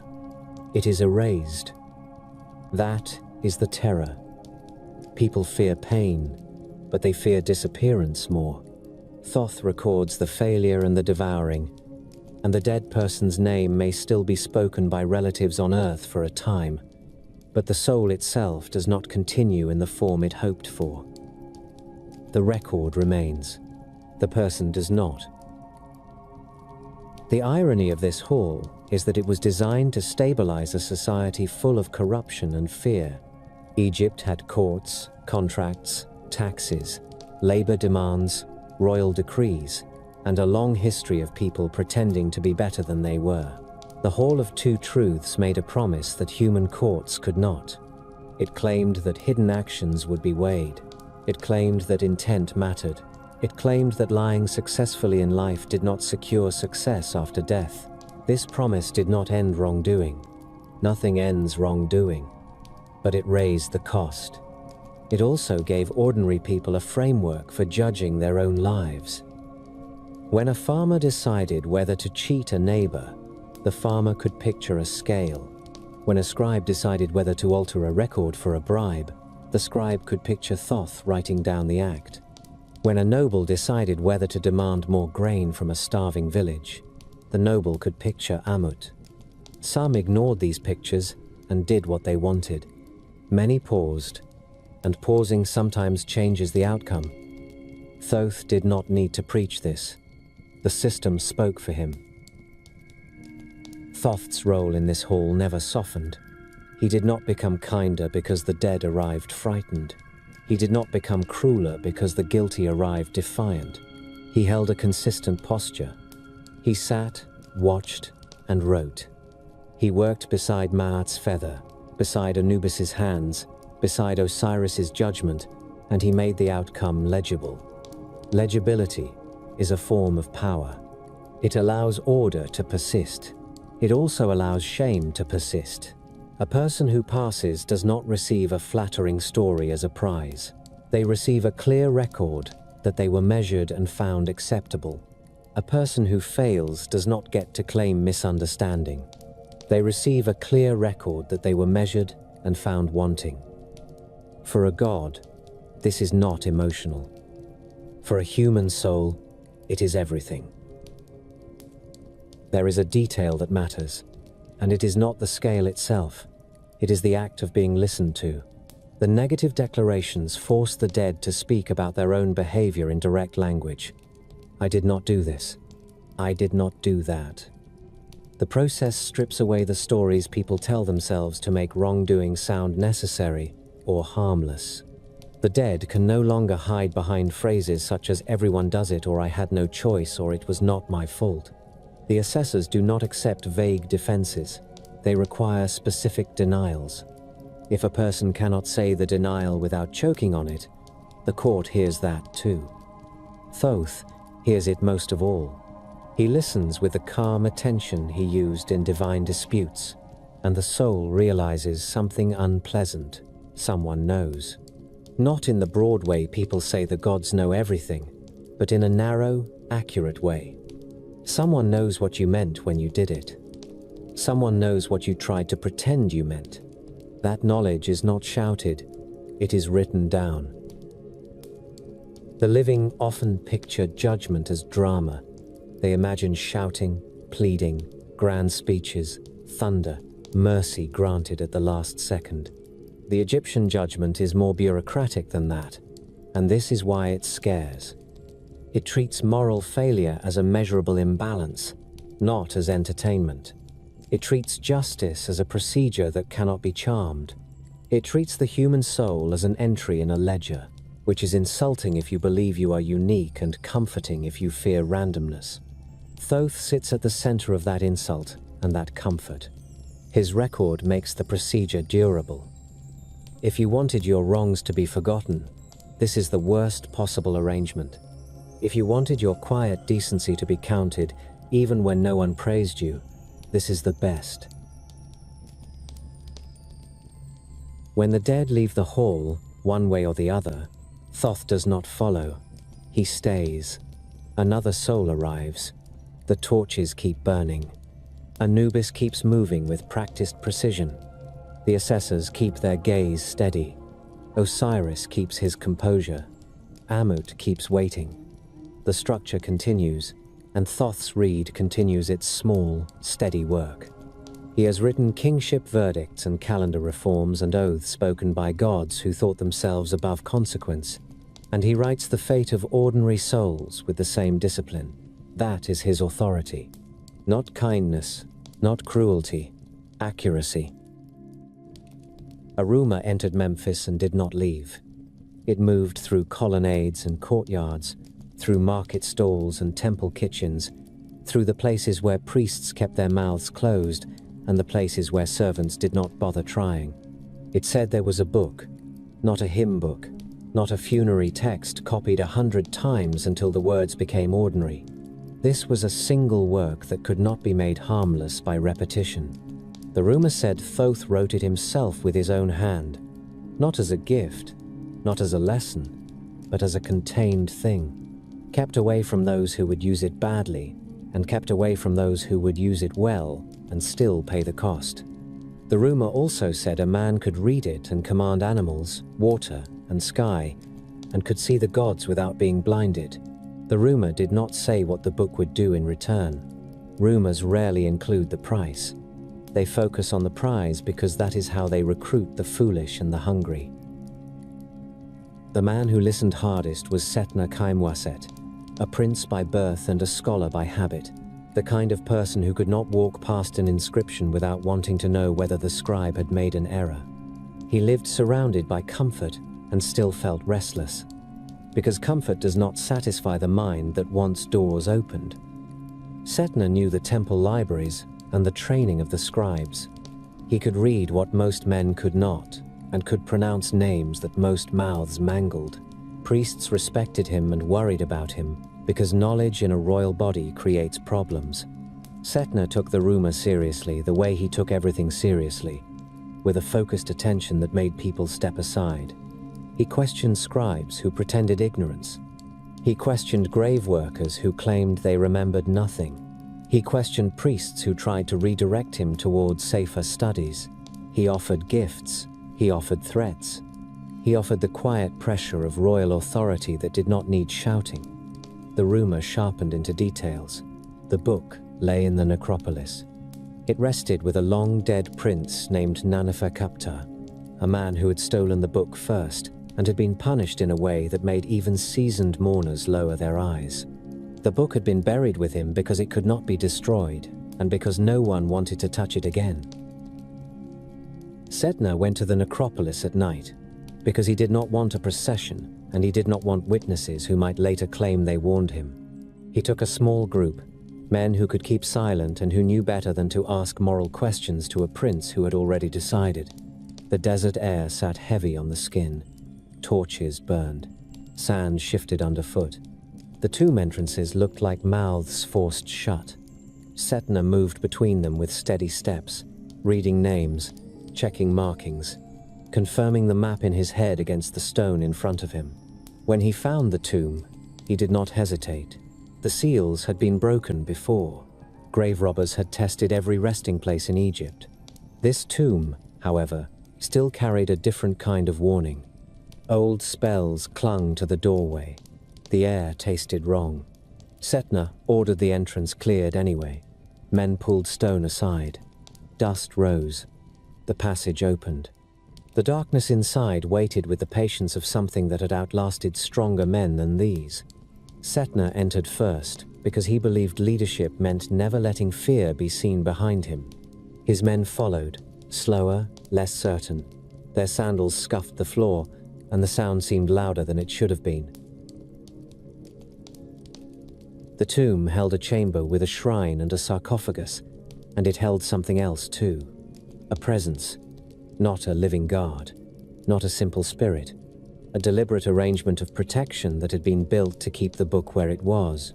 Setna saw the first sign when torchlight struck movement. Serpents, not one or two, more, coiled near chests and boxes set deep in the chamber. Their bodies looked too smooth, their eyes too alert. A snake lifted its head and watched Setna without the dullness of an animal.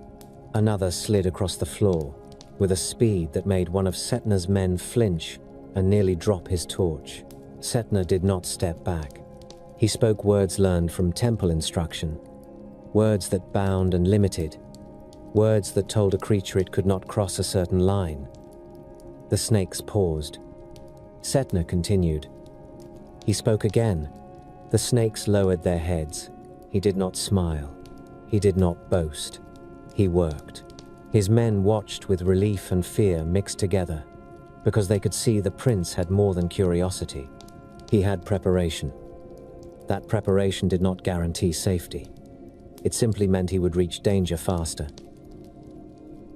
Setna ordered the chests opened.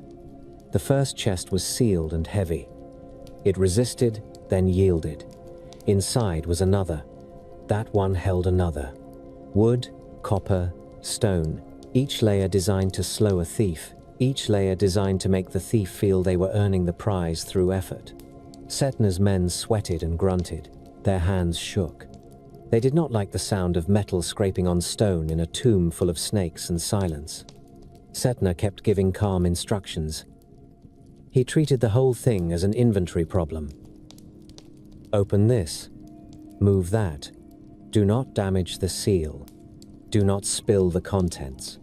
When the last chest opened, the book lay inside, wrapped, protected, and still somehow exposed, because a written work that powerful does not sit quietly. It made the air feel charged. It made the torch flames burn steadier and hotter. Setna reached for it with both hands. The moment he touched it, the snakes reacted. One surged forward. Setna snapped a word of command. The snake stopped a handspan from his foot, trembling with force it could not release. He lifted the book and held it close. A voice spoke from the sarcophagus. It was not a groan. It was not a vague whisper. It was clear enough to carry anger without needing volume. The dead prince Naneferkapta addressed Setna by name and told him to put the book down and leave. Setna turned toward the sarcophagus and answered politely, because even a stubborn thief can have manners. He said he had come for the book. He said he would take it. He offered to copy it and return it, as if copying could make the original less dangerous, and as if returning it would undo what he planned to do with what he read. Naneferkapta laughed once, a short sound with no warmth. He told Setna the story Setna should have asked for before entering. Naneferkapta said he had once been like Setna. He had wanted what the book promised. He had found it. He had taken it. He had read it. And the cost had arrived with perfect order. Naneferkapta described the theft without pleading for sympathy. He spoke as someone reporting facts that no longer needed emotion. He said he had gone with his wife Awer and their child, not because he lacked courage, but because he believed he could share triumph with family. He said they had reached the place where the book was kept, guarded by serpents and by the kind of protection that does not care how noble a thief thinks he is.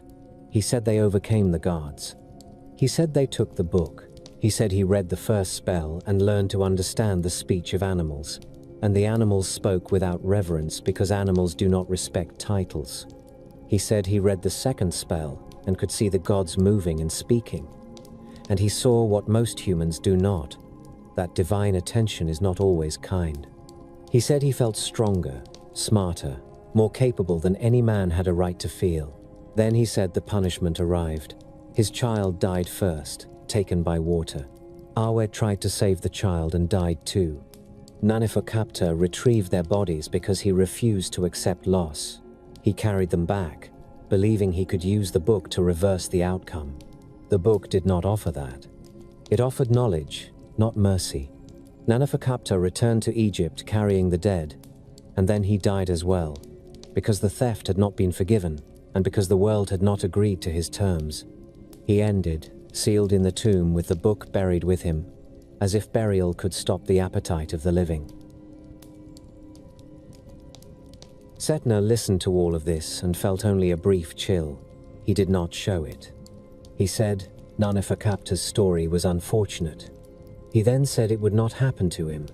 He believed the difference between a doomed man and a successful man was personal skill. This belief ruins people daily. It ruins kings. It ruins priests. It ruins scholars. It ruins anyone who thinks fate is what happens to others. Nanefakapta gave him one final warning. He said the book always collects payment. If Setna stole it, Setna would return it, one way or another. Setna responded with a calm refusal. He ordered his men to finish the work and leave. They left with the book. The snakes, constrained by Setna's words, did not strike. The tomb closed behind them, but the warning did not remain inside. Setna brought the book to his house, shut the doors, and dismissed everyone. He did not want witnesses. He did not want interruptions. He wanted the experience to belong to him alone.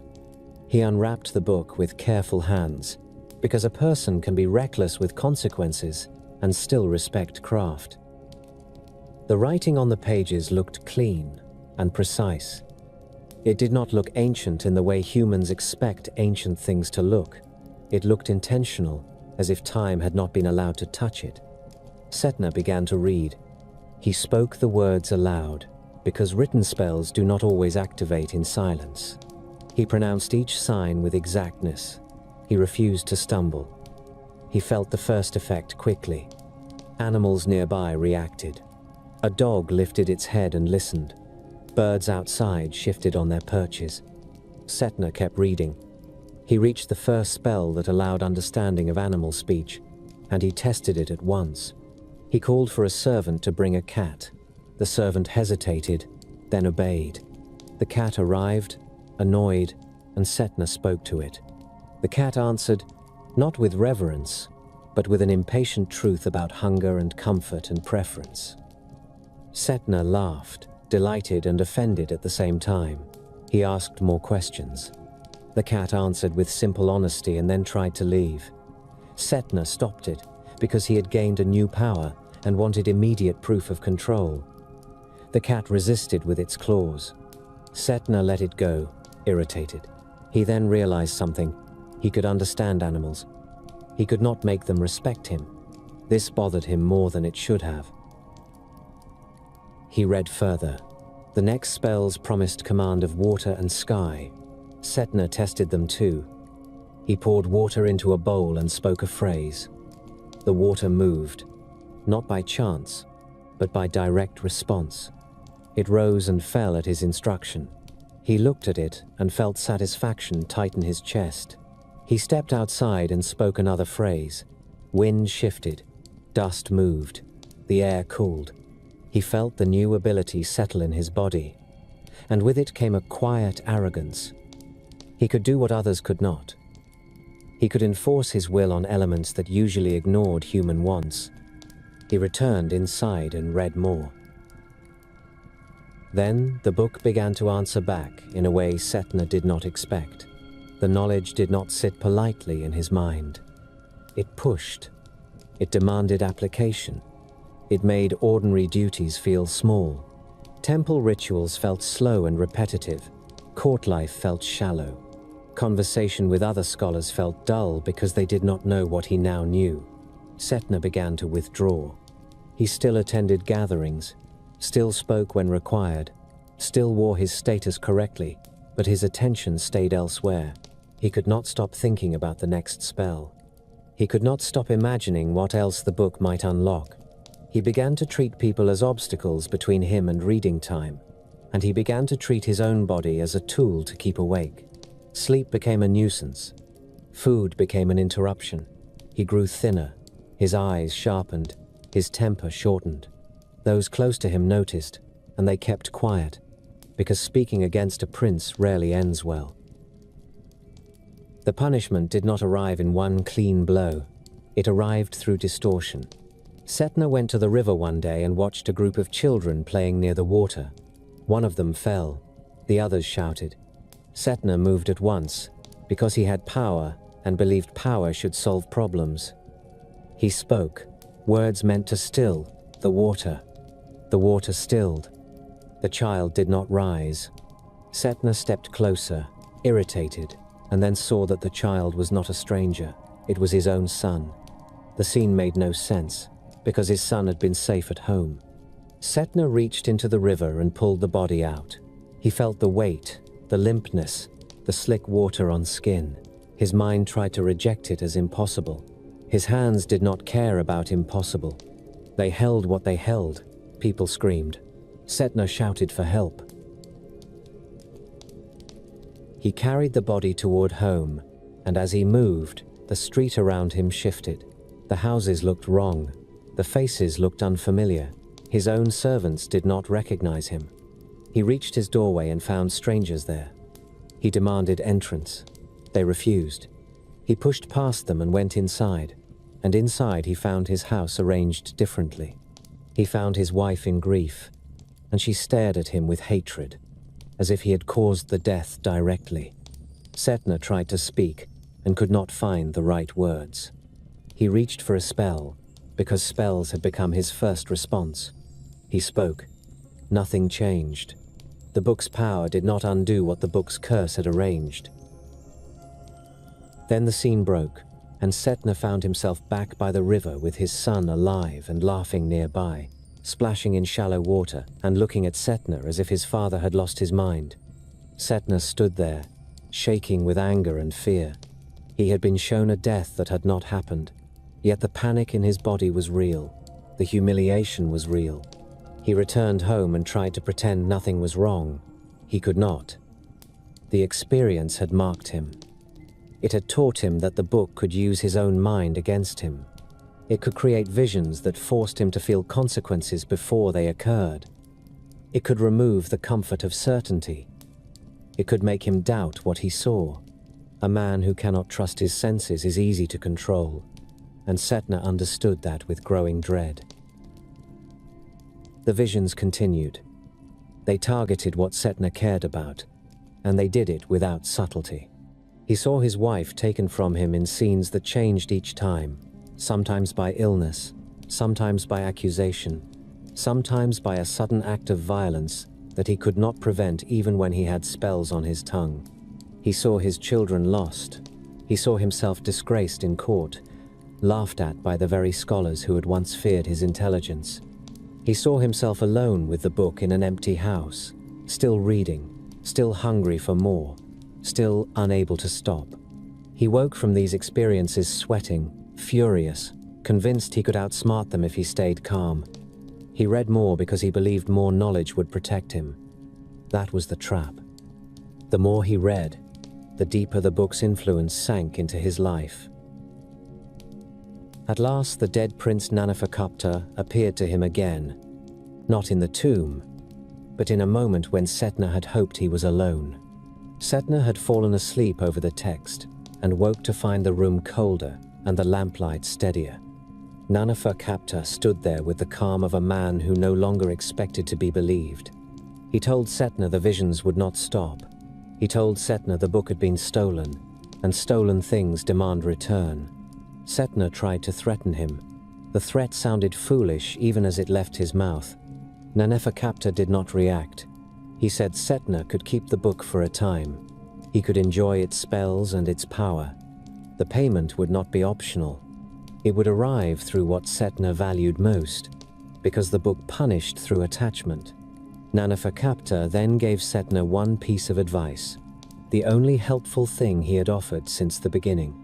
He told Setna to return the book, while Setna still had enough of himself left to do it willingly. Setna did not return it immediately. He argued with himself. He negotiated with his own fear. He tried to find a way to keep the knowledge and avoid the cost. That is a common human hobby. It fails. His life began to fray in ordinary ways too. He snapped at servants. He ignored duties. He frightened his wife with his distracted intensity. He looked at his children and felt not comfort but a sharp worry that the book would use them again. The worry made him distant. The distance made them fearful. The fear made his house colder than any curse needed to make it. Setna realized he was already paying. Not in a dramatic single scene, but in the slow erosion of relationships. Knowledge had made him less present, less patient, less capable of ordinary affection. He began to understand what Nanefakapta meant. The payment was not always death. Sometimes it was the loss of normal life. When Setna finally went back to the tomb, he went at dawn, not because he wanted light, but because he no longer cared about secrecy. He carried the book wrapped in cloth and held it as if it might bite.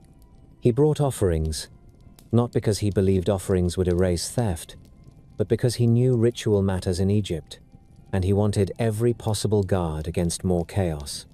He entered the necropolis with fewer men this time. His voice sounded different. It carried less confidence. He reached the tomb, opened it, and descended. The snakes were still there. They watched him. They did not need to strike. Setna approached the sarcophagus and called out to Nanefakapta. He spoke with a controlled tone and admitted he had come to return what he took. Nanefakapta answered from within the stone, and the answer carried no triumph. It carried only expectation. Setna placed the book back into the chest. He sealed the chest.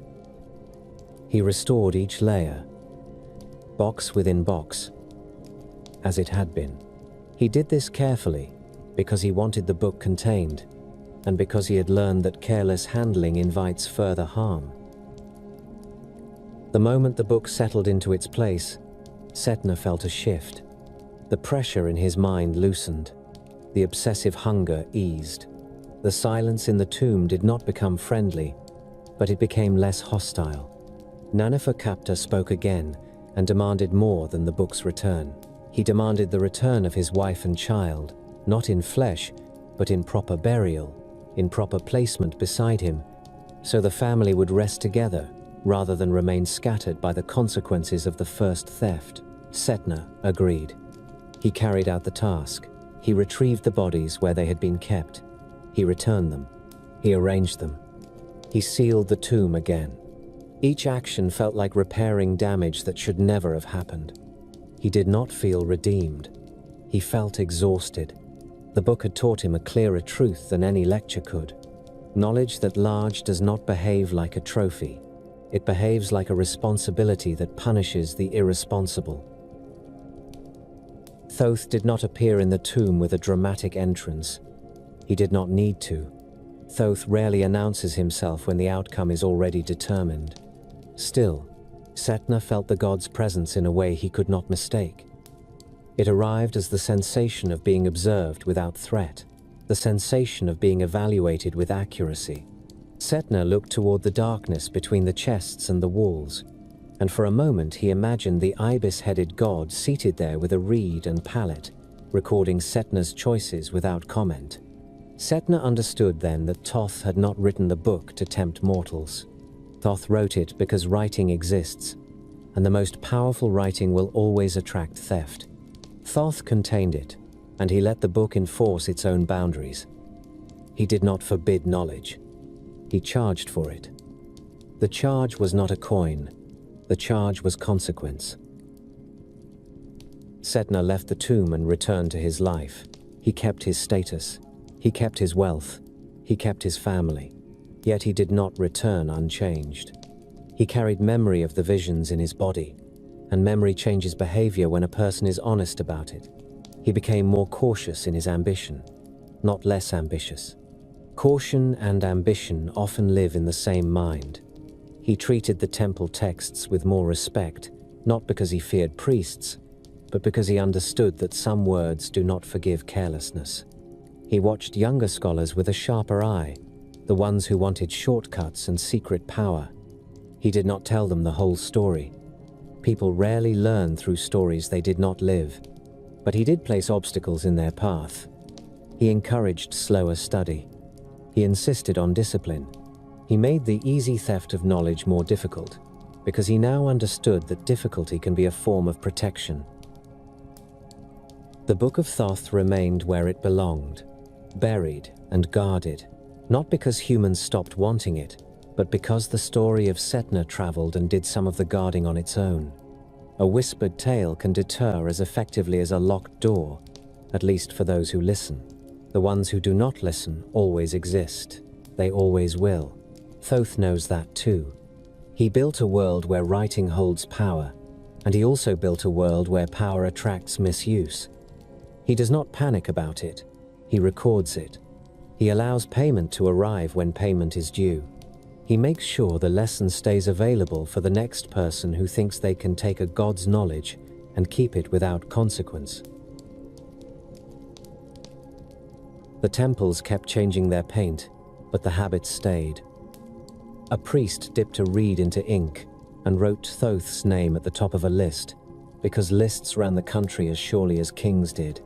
In the markets, weights clinked on scales, and merchants argued over measures, and somewhere in the background stood the quiet idea that correct counting mattered. Scribes trained boys to hold their wrists steady and to copy without vanity, and they prayed to Thoth with the practical desperation of people who knew a single smudge could ruin a contract or condemn a man. Thoth did not need statues to remain present. He lived in every line that refused to fade. Foreign tongues arrived, and they did not ask permission. Greeks walked into Egypt with confidence and curiosity, naming things as if naming were ownership. They found Thoth and recognized a familiar job: messenger, interpreter, keeper of records. They called him Hermes, and then improved the mistake by making it useful. Temples became libraries of mixed language.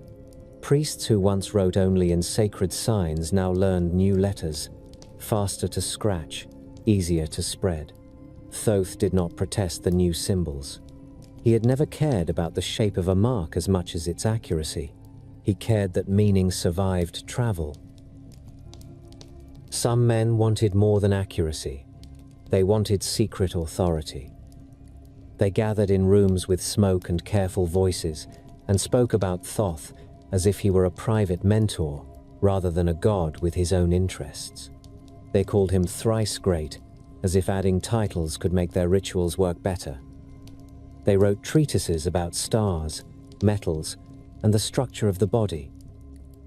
And they claimed the knowledge came from him. Sometimes it did.